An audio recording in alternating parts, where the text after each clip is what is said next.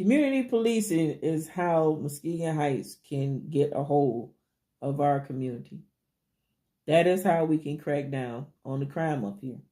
And community policing doesn't always involve calling the police. We can police each other. You see something, say something. Now, a lot of folks will say, I ain't finna be talking to nobody because don't nobody want you talking to them or talking at them. You probably get shot that way. Well, it's the way you approach people too. And if you're not comfortable confronting or speaking to that person directly that you see doing something, I'm pretty sure that you know someone out of their family. Because it's not a person in Muskegon Heights. Well, they shouldn't. There shouldn't be anyone in Muskegon Heights that doesn't know someone that's related to someone, because we all know each other. If you don't know a Kitchen, a Cooper, Briggs, McBride, Sims, Diggs, and them just a few, Ezel, if you don't know somebody, at least one person out of any of those families I just called, I'm calling the police on you. Because that means you don't even talk to people within the community. That means you ain't even talking to your neighbor. Ain't nowhere in the world out of those families that I just called that you wouldn't know one person out of their family. Even if they've gone on and had children and that child has a different last name than that family, it's still the facial features, the posture, the walk, it tails off. I'm calling the police on you because you should know at least one of them. So one of them stay next door to you. Somebody in one of those families is related to somebody in those families, or they know somebody that's related in another family. I had some young men out here one year, just rampant, selling drugs in front of my house. They watched us, what time we left, what time we came home. So they knew how we moved. So they figured they had free flow out here to do drugs in front of my house. Well, one particular day, I was here. Car was in the shop. But I'm here. They out there just carrying on, enjoying themselves. I walked out. I said, y'all sell drugs out here in front of my house every day. You come back and forth, a different car meet you here throughout the day. And you didn't think I was here today. I said, y'all going to have to stop doing that out here in front of my house. Oh, the one young man, he just running, talking, just running his mouth. And I'm looking at him. And I'm like, he looked like somebody. And in the middle of his sentence, I said, who your people? You don't need to know who my people is. He don't know. I done already hit the picture button on the camera. I already took a picture of him. What I do? Went 2 streets over and found a McBride. She's related to some of my folks. I said, this boy looked like somebody. He been selling drugs in front of my house. She looked at him. She said, Christy, you don't know who that is? I said, no. She said, that's so-and-so grandson. Went to school with her. Found her quick. I said, hey, talk to her. Short paraphrasing. Your grandson been selling drugs in front of my house. I done asked him to move. This, that, and the other. And she went on to describe the other young man who was with him. So they knew about it. Had been talking to him. Now somebody done came and said something to him. Somebody, she ain't seen me in years. But she knew I wouldn't just make that up and lie. Then I had the picture of him. And I told her who told me that was her grandson. All verified. And yeah, he was talked to. And yeah, they moved on from over here selling them drugs in front of my house. Somebody knows somebody that knows somebody. That's community policing. Now, yeah, they went on somewhere to another spot or wherever else to do whatever they was doing. But they weren't doing it here in front of my house no more. There was also some young men who used to, run back and forth through the alleyways back through there. Never found out who they were. But there was so much vegetation back there, the alleyway wasn't kept up. So when they was doing whatever, running from the police, they had a bad habit of running through here. They would cut through our yards because they know the vegetation would shield them, daytime or nighttime. That's how thick it was. So I started cutting down the vegetation around my fence and in my backyard. My neighbors followed suit. And there's a couple of empty lots over there that nobody lives in took it upon ourselves, we cut those down too. And we have to go out there every year and do it, or else it'll grow back up again. And that was like over 7 years ago. So we don't have that problem no more. Community policing. Nobody's running back through there. Now, that was the drug dealing. You know, and there was some trash thrown back there too. But, you know, with us cutting the vegetation down, they can't really throw trash through there. I did notice something the other day. So, that had to be done before the snow fell hit. So, that's something else we have to clean up. But it's still community policing.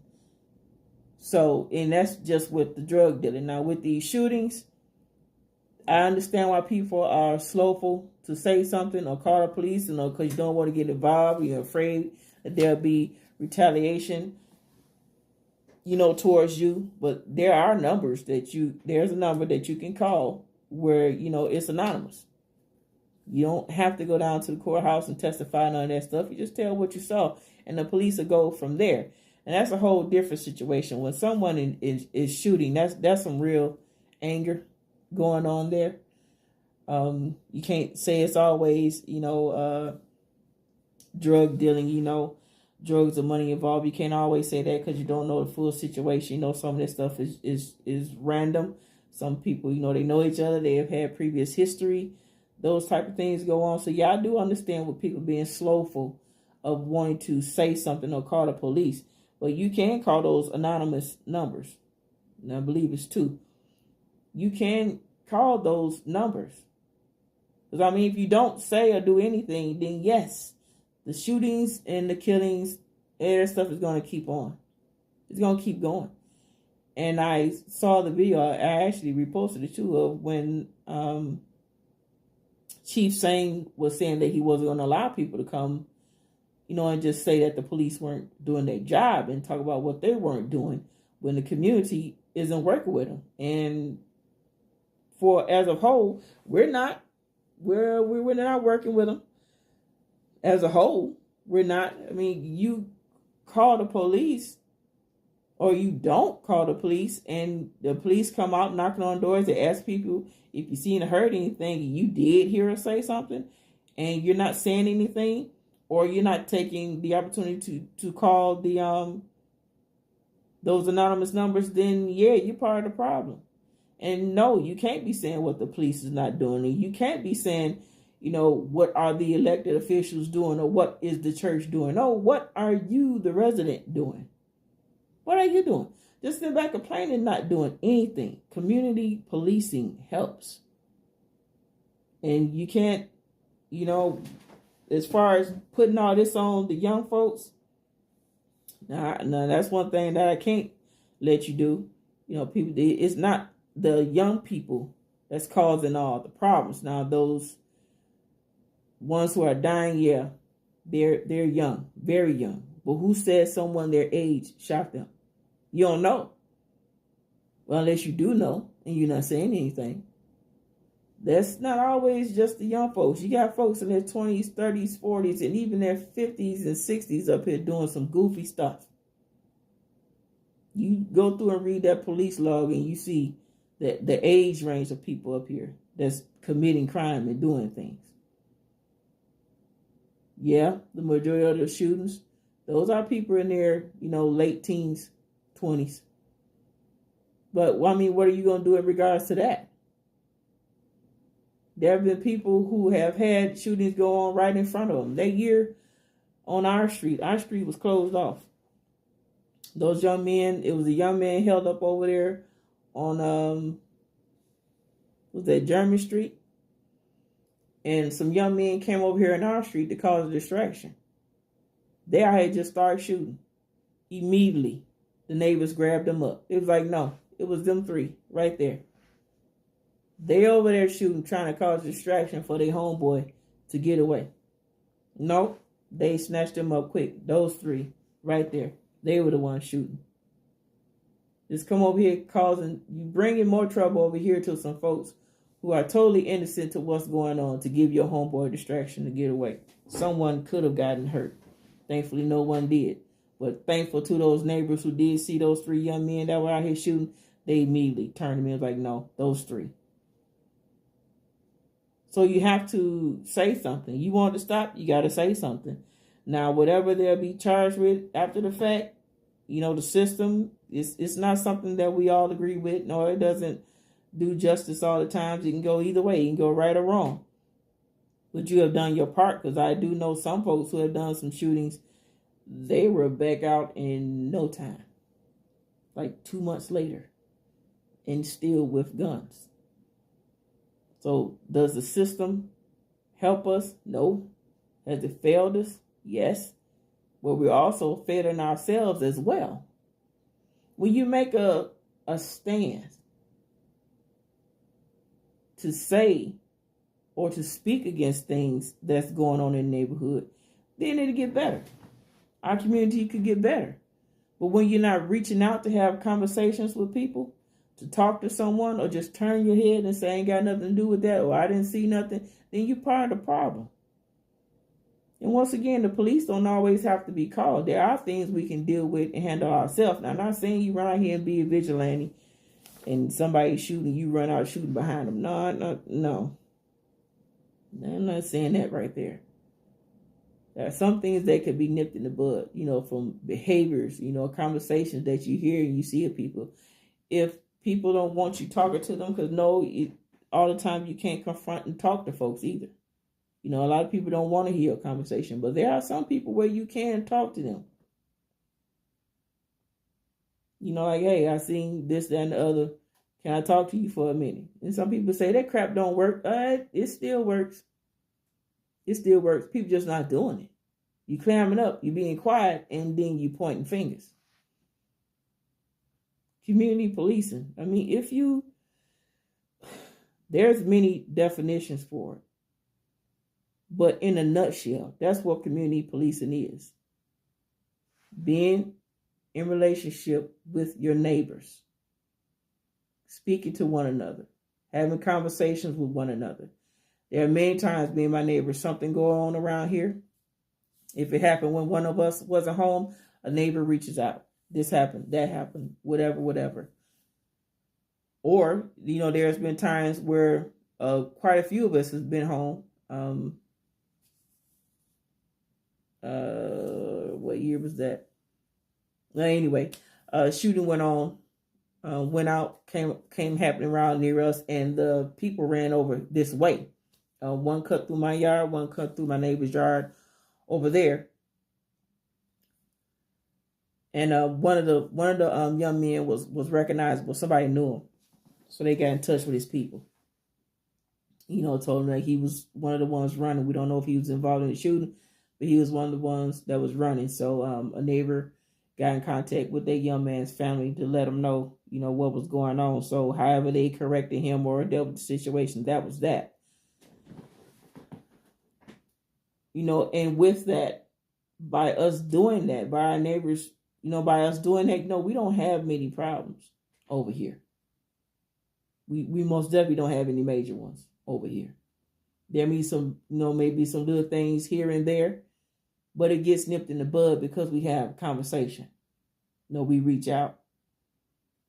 So, it's easy to do. And yes, people still do it. They contact, one another's folk and try to talk to somebody. It's rare and it doesn't go on much. But at the same time, people not talking to the police. You're not talking to each other. But you're quick to say what somebody is not doing. Don't be that one to give lip service. If you have been giving lip service, just stop. Stop.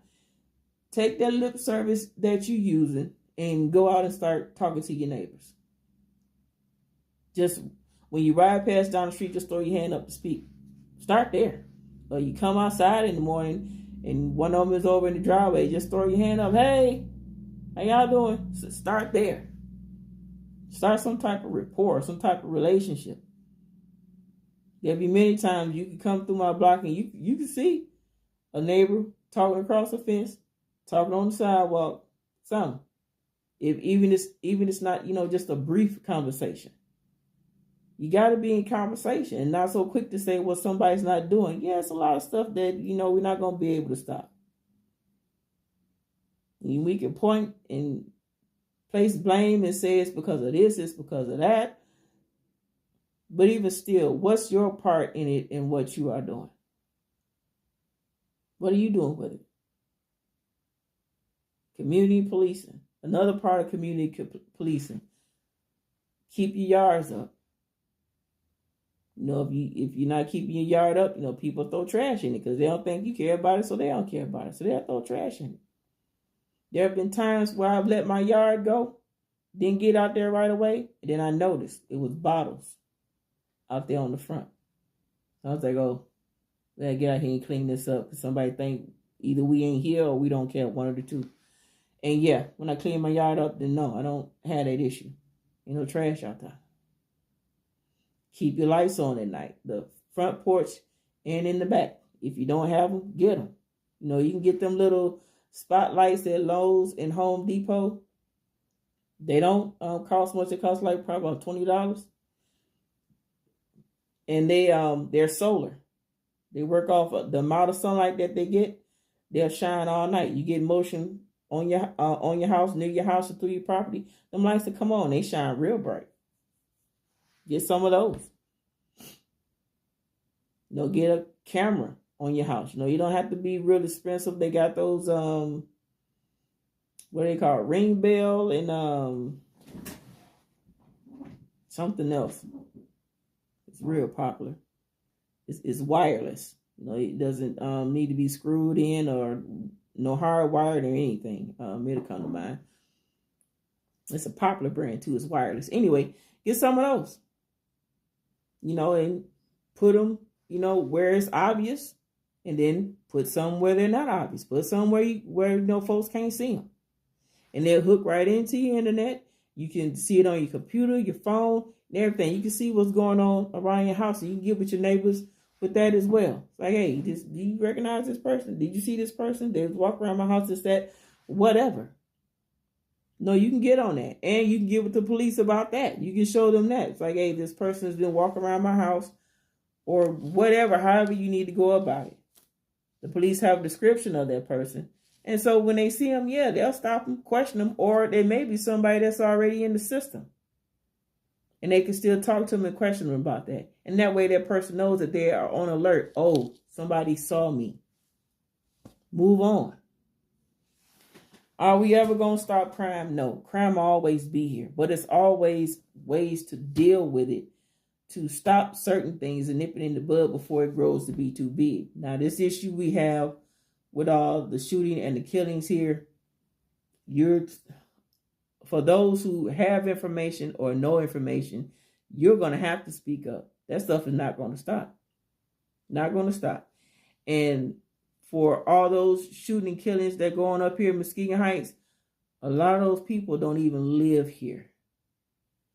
Whatever the matter is, it spills over here. Still doesn't matter because it's happening here, and people have been shot and lost their lives here. I have 2 nephews that's been murdered up here, and no one has been arrested or detained for their murders. Now, my oldest son, he was murdered, not here, but in Louisiana, and the only reason that they were able to quickly identify the person who murdered my son, a camera. Now, there were some people who actually saw him shooting, and they were brave enough, to go forward and say, this is the person that was shooting. When writing coincide with the camera. Put cameras on your houses. Video don't lie. Yes, it can be altered, but it don't lie. It's clear and true to form. Forensic detectives, they can stop that, blow it up. They can go beyond pixels. Get cameras on your property. That is a way of community policing as well. Cameras, plenty of lighting, keep your property clean, a relationship with your neighbors. Reach out to people. When you know someone is doing crime, you know someone in their family, reach out. You can find out who a person is related to. Now, you may say, ain't nobody finna be doing all that investigating. Okay, don't. Leave it for the police. But the police, they still need our help. So you don't have to try to find out who nobody's related to. Nope, you don't have to do none at all. Keep sitting, doing what you're doing. Keep doing your little lip service. Keep doing your little blaming of what somebody is and isn't doing. Keep doing that. But if you want change, community policing is where we start.